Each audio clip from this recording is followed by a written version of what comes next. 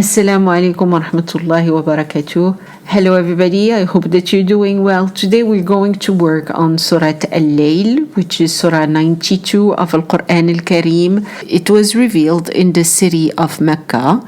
Surah Al LAYL contains 21 short verses, short ayat, and it adds yet another dimension to the basic foundation of Islam that are found in all Meccan surat. The subject closely resembles the preceding surat, therefore scholars have deducted that they were revealed in roughly the same time. Surah Al Layl looks at two different ways of life and explains the contrast between their ultimate ends. Allah subhanahu wa ta'ala warns us that there are consequences for any path a person chooses to follow. Therefore, Allah subhanahu wa ta'ala offers us guidance to help us make the correct choices.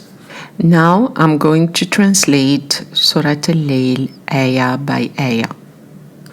Bismillah ar-Rahman ar-Rahim. In the name of Allah, the entirely merciful, the specially merciful.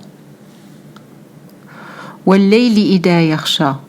By the night when it is about to envelope. وَالنَّهَارِ إِذَا تَجَلَّى. And to the day at the time it comes manifest, when it begins to brighten up.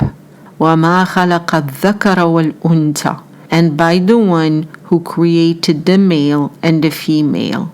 On verses 1 to 3, Allah subhanahu wa ta'ala in Surah Al-Night, in Surah Al Layl, starts with 3 oaths. By the night when it descends and covers everything with darkness, and by the appearance of the bright and radiant day, and by the Creator, Allah subhanahu wa ta'ala, who created both the male and the female.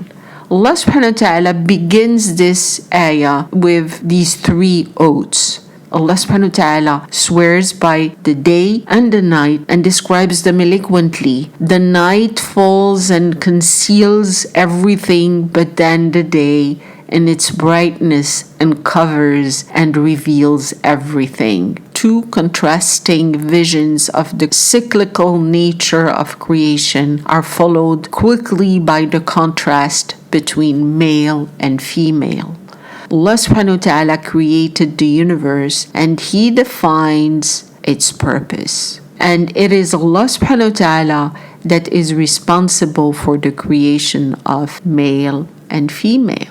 They were not created in vain. They were created to lead a life with a purpose.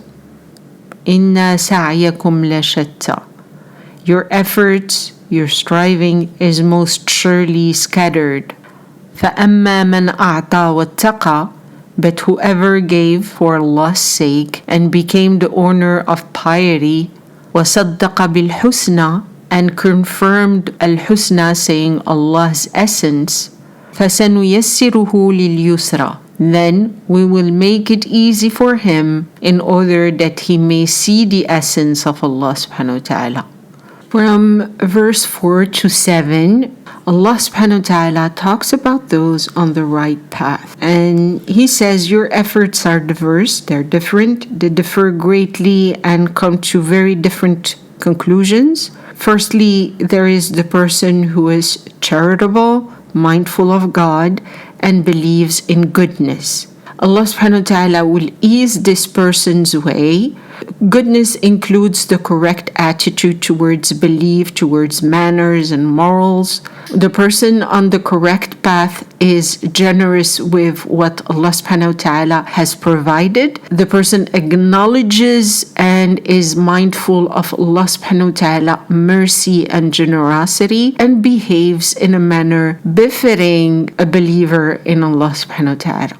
This implies that the person who strives to please Allah subhanahu wa ta'ala will find his life unfolding with the ease that characterizes the nature of the universe, everything moving in the manner for which it was designed. The day follows the night with unminding harmony. The righteous person finds a path leading to dignity and satisfaction. وَأَمَّا مَنْ بَخِلَ وَاسْتَغْنَى. But as for him who turned stingy and considered himself self-sufficient, wealthy, free of any needs, وَكَذَّبَ بِالْحُسْنَى, and belied al-husna, which is seeing the essence of Allah subhanahu wa ta'ala, فَسَنُيَسِّرُهُ لِلْعُسْرَى. Then we will make for him easy, which is the most difficult, the way that leads to evil. وَمَا يُغْنِي عَنْهُ مَالُهُ إِذَا تَرَدَّى. And his wealth does not avail him when he is ruined. On ayah 8 to ayah 11, Allah subhanahu wa ta'ala talks about those who choose the wrong path.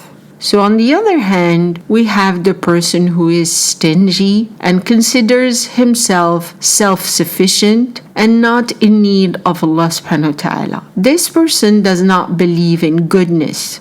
Allah subhanahu wa ta'ala will facilitate his passage towards difficulty, and his wealth will be of no use to him when he falls headlong into the hellfire. This is the person who sacrifices nothing for Allah subhanahu wa ta'ala. This person is not generous with the wealth of Allah, and especially what had Allah subhanahu wa ta'ala provided him with, and disbelieves in the messages and warnings that Allah subhanahu wa ta'ala sends him and to all of humankind. Allah subhanahu wa ta'ala makes his efforts difficult. He might think he is becoming successful, but he's gravely mistaken. Allah subhanahu wa ta'ala has deprived him of the pleasures that should come from his daily efforts. He is always at war with his nature, his conscience, the laws made by the Creator and the society in which he lives. When he endeavors to satisfy his own interest and desires in every way possible, he tends to transgress all moral limits of honesty and nobility. When his steep descent begins, he will see that he cannot make use of the wealth he accumulated. Prosperity in this life is not an indication of success in the hereafter. Inna alayna al-huda, most surely it is on us to deliver the hidayat. Wa inna lana lal-akhirata wal-ula, and most surely ours is the first and the last for the hereafter.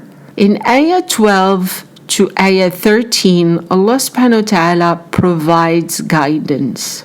Allah subhanahu wa ta'ala says that it is incumbent upon him to give guidance to humankind. This world and the next belong to Allah subhanahu wa ta'ala. Allah subhanahu wa ta'ala is the beginning and the end. He sent prophets to every nation to show them the truth and the best way to live. If a person seeks the goodness of this world, Allah subhanahu wa ta'ala alone can provide it. And if it is the home in the afterlife that you pursue, it is Allah subhanahu wa ta'ala who provides that as well. One aspect of Allah subhanahu wa ta'ala's mercy is that He provides guidance to whoever sincerely seeks it.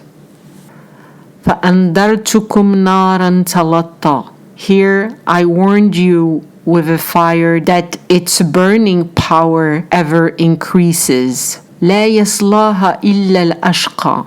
None props himself against it but the most ungrateful. الذي كذب وتولى. He the most ungrateful that belied al-husna and turned away. وسيجنبها الأثقى. The most pious one, however, shall be kept away from it. Ayah 14 to Ayah 17, Allah subhanahu wa ta'ala gives a warning. Therefore, Allah says, I am warning you about the blazing fire. Those most wicked individuals who deny the truth and turned away will enter the raging fire. However, the righteous person will be kept well away from it. Again, a harmonious difference between the rewards for doing what is right and the punishment for choosing to behave in the wrong way. الذي يؤتي ماله يتزكى. He, the most pious one that gives away his wealth, purifies himself. وما لأحد عنده من نعمة تجزى. And not in return for any blessing to be rewarded in Allah's presence. إلا ابتغاء وجه ربه الأعلى. He only sought the essence of Allah subhanahu wa ta'ala, the Most High. وَلَسَوْفَ يَرْضَى. And he shall soon be well pleased.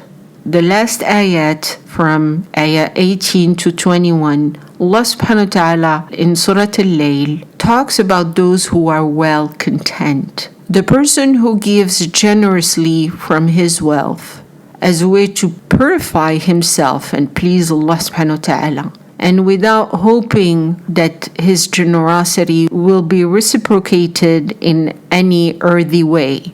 This person will soon be very pleased with the generosity of Allah subhanahu wa ta'ala. He will be well content, satisfied with his religion, and well satisfied in his life in this world, and his reward in the hereafter. Allah subhanahu wa ta'ala will be pleased with him and He will bless him. Wallahu a'lam. I hope this small explanation and small translation of Surah Al LAYL was helpful. I wish you the best. Wassalamu alaikum wa rahmatullahi wa barakatuh. Bye bye.